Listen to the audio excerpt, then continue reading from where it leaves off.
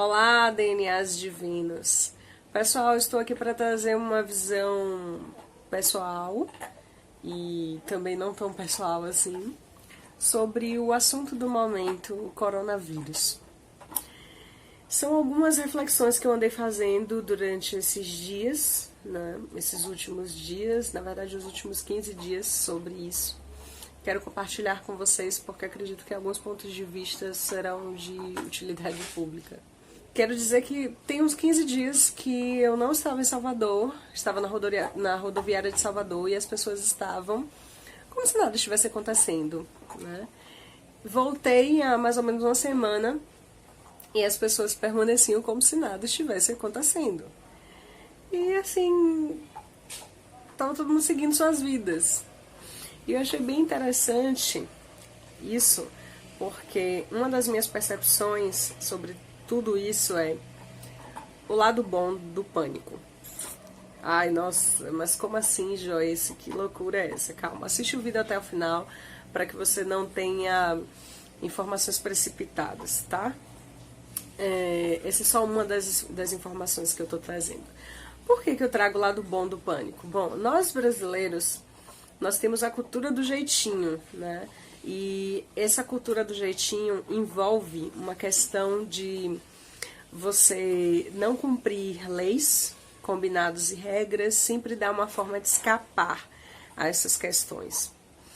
E às vezes a gente não tem ideia da gravidade de alguns assuntos ou leva as coisas como sem muita importância ou entra no pânico. Então é como se fosse um pouco dificultoso encontrar o equilíbrio entre entrar em pânico ou não levar as coisas a sério. E como eu tinha percebido, foi uma percepção muito pessoal, tá? Que a galera não estava levando muito a sério e etc e tal, mas aí imediaticamente um pânico foi implantado e através de dados e alguns fake news também que rodaram por aí, por algumas redes sociais e etc. E o que eu achei interessante é que quando a cultura do pânico foi instalada, eu comecei a perceber as pessoas realmente levando isso muito a sério e tomando muitas precauções, como todas as precauções de higiene, evitando locais públicos, muitas pessoas, né? Outras nem tanto, acabamos de ver aí algumas manifestações, né? Enfim. Mas eu comecei a perceber isso, especialmente de pessoas que trabalham em shopping. Como o movimento caiu, como o shopping tá vazio e as pessoas realmente estão ficando mais em casa. E eu fiz, nossa, é interessante, o pânico, ele tem as suas particularidades positivas aqui no povo brasileiro, né? E teve todo esse efeito de realmente fazer com que as pessoas obedecessem aos combinados e sociais e regras. Por outro lado, o pânico tem uma outra questão aí. O pânico, ele tem uma função, né, de trazer exatamente essa questão do medo.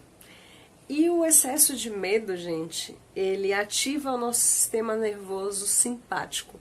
É aquele sistema nervoso que está muito mais atrelado com lutar ou fugir. É um sistema que é extremamente importante para a nossa sobrevivência, digamos, uma sobrevivência rápida. Qual seria a melhor palavra para trazer? Uma sobrevivência naquele momento, sabe? Não estou encontrando a palavra agora, mas eu acredito que você entendeu o que eu quero dizer. E quando esse sistema nervoso está ativado com muita frequência, o que acontece? O outro lado do pânico, né?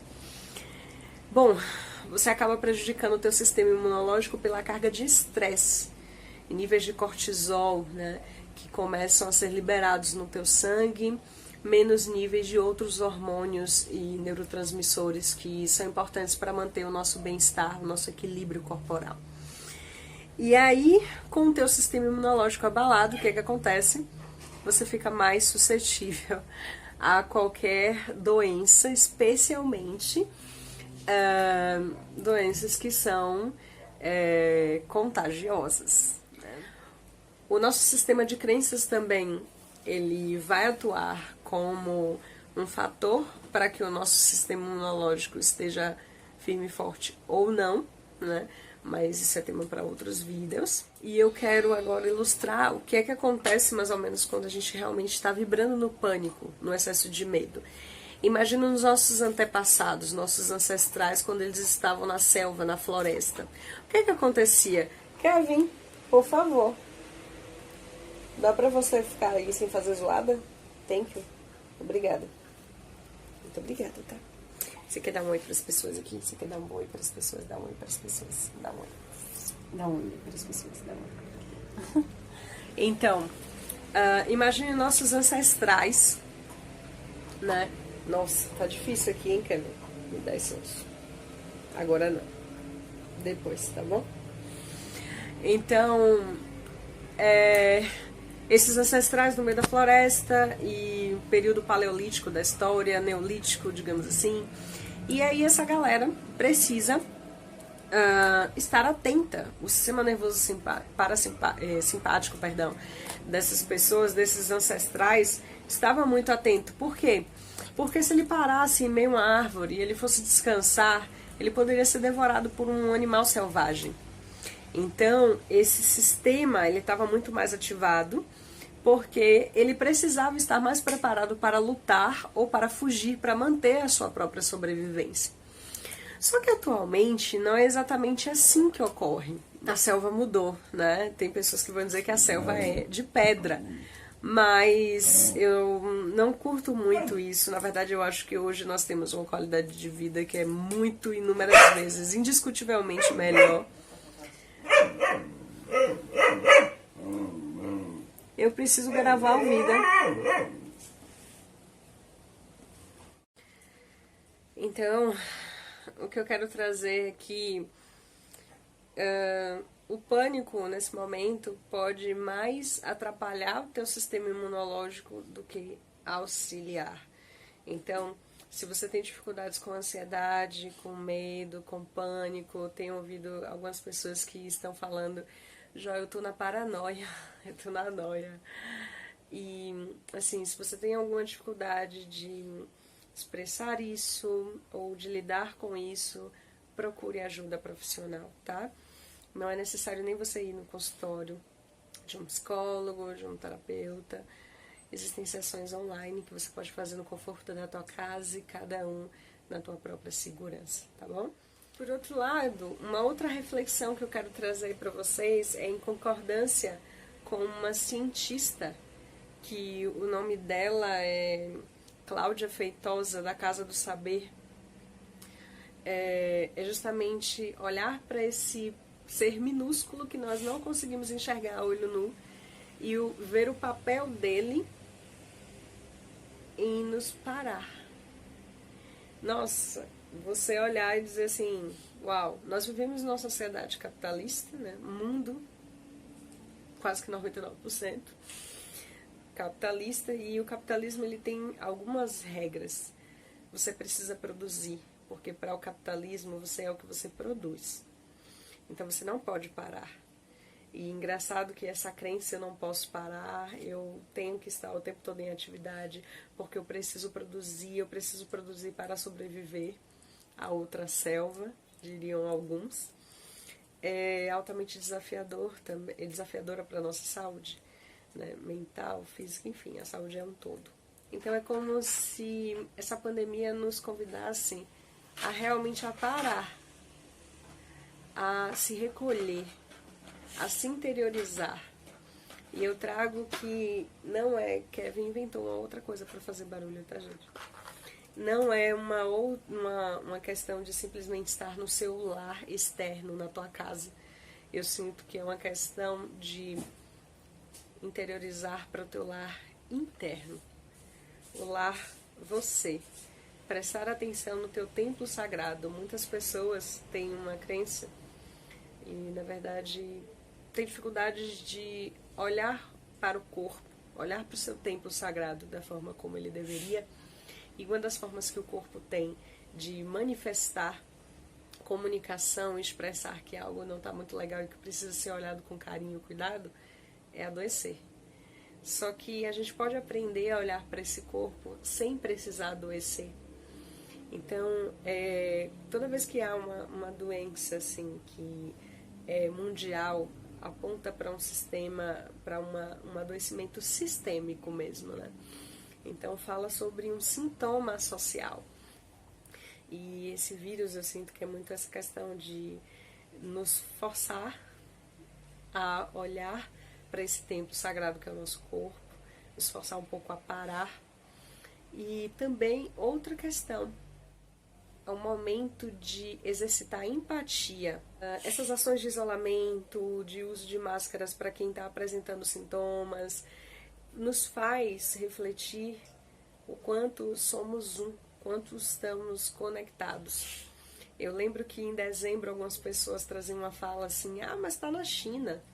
Gente, nós somos um. Existe uma ilusão de uma separação muito forte. E essa pandemia trouxe exatamente isso. Como isso se alastrou tão rápido, né? E faz a gente olhar para o todo o qual nós somos parte e que estamos todos conectados.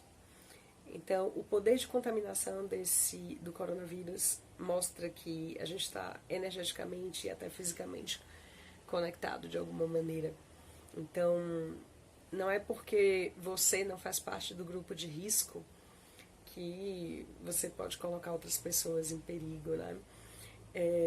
Se você já teve uma gripe muito forte, que não é o caso desse vírus, ele não é apenas uma gripe muito forte, né? Ele leva mais a óbito do que uma gripe forte. Sendo jovem, você já percebeu como isso pode ser desafiador. Então imagina isso numa pessoa que é doente crônico, em idosos cujo sistema imunológico já está um pouco mais baixo, mais debilitado, enfim. Então é uma questão também de exercitar a virtude da empatia, sabe? E de olhar para o outro como nós olhamos para nós mesmos. Eu penso também que essa questão, uma outra reflexão que eu faço, é que essa questão também vem para demonstrar e jogar para fora uma grande sombra que a gente tem, que é o medo da morte, o medo do morrer. Então eu sinto isso como uma forma de jogar algumas sombras para fora. E essa é uma sombra que realmente deve ser analisada, né? O medo terrível que, especialmente nós ocidentais, temos da morte. Né? Algo para também repensar, refletir. O quanto a morte precisa ser discutida, e isso é tema para outros vídeos também. E é tempo de... Sinto que é tempo de olhar cara a cara para os medos, sabe? E para você também exercitar um pouco mais da empatia, eu quero trazer alguns dados que eu peguei em alguns sites que eu posso deixar aqui para vocês, no R7, no Exame, falando que, segundo a OMS, a Organização Mundial da Saúde, são 10.982 novos casos, um total de mais de 153 mil. Tá? Apenas 27 casos nas últimas 24 horas na China, que denota uma melhora, né? Mas nas últimas 24 horas, 343 mortos mundialmente. E no total aí mais de 5.400 mortos. Já se alastrou por 144 países até ontem, 15 de março. Na Itália, mais de 3.400 novos casos nas últimas 24 horas. Mais de 1.400 mortes. E 173 mortes em um dia. Né, na Itália. Então, vibre em amor incondicional. Você que tem algum tipo de fé, algum tipo de crença espiritualista, religião, enfim, orem, rezem, enviem suas vibrações positivas para essas pessoas, né, e para esses países, para o planeta Terra, se possível. E aqui no Brasil a gente está até o dia 15 de março foram aí 200 casos confirmados, 136 só em São Paulo. E graças ao Criador, nenhum óbito, né? Então, assim, economicamente, imagine que supostamente todo mundo fosse infectado. Imagine esses 20% aqui no Brasil infectados, né? E gente com dificuldades respiratórias. Como que seria isso no nosso sistema de saúde? Né? Ele não suportaria. Então, por essas questões, né? Ter essa empatia e esse cuidado.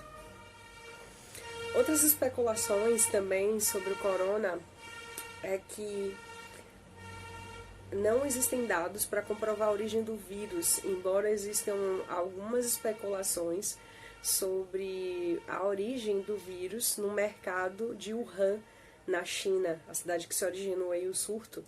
Inclusive, tinha algumas informações que eu não sei se são exatamente verdadeiras, mas que eu achei até preocupantes, falando sobre as pessoas terem querendo a morte dessas pessoas desse mercado por terem vendido essa carne contaminada. Mas o curioso é que não existem, pelo menos confirmações até agora, de que o vírus ele pode ser transmitido dessa forma, né? E, enfim, especulações. Uma outra especulação também que eu largo aqui, deixo você com um benefício da dúvida para você refletir, é qual o papel da medicina alopática e da indústria farmacêutica em toda essa situação, hein? Cenas para os próximos capítulos. Pensem sobre isso, reflitam, até comentem aqui se quiserem. É isso, pessoal. Reflitam, sejam empáticos, né? Pessoas que têm idosos, enfim, mas sem pânico, sem esse excesso de medo, de forma leve, de forma cuidadosa, mas cuidado com todo esse excesso de pânico, esse excesso de medo, porque isso pode piorar muito ao invés de auxiliar, tá? A gente pode dar as devidas preocupações e importâncias a muitas questões sem vibrar no pânico, sem vibrar no excesso de medo, tá bom? Gratidão. Namastê.